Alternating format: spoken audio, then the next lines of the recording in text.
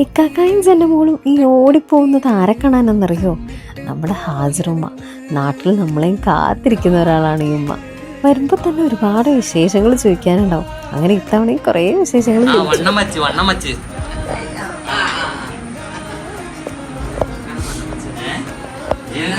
ഞാൻ നല്ല ഫുഡൊക്കെ കൊടുത്ത് വണ്ണം വെപ്പിച്ചു.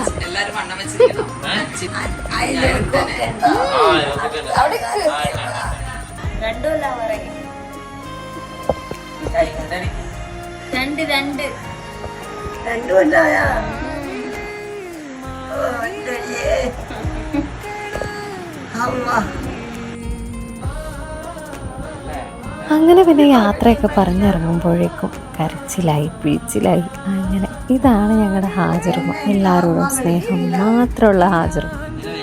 നിങ്ങളുടെ അടുത്തുണ്ടാവില്ലേ ഇതുപോലെ നിങ്ങളുടെ വിശേഷങ്ങളൊക്കെ അറിയാൻ കാത്തിരിക്കുന്ന ഒരു ഉമ്മ?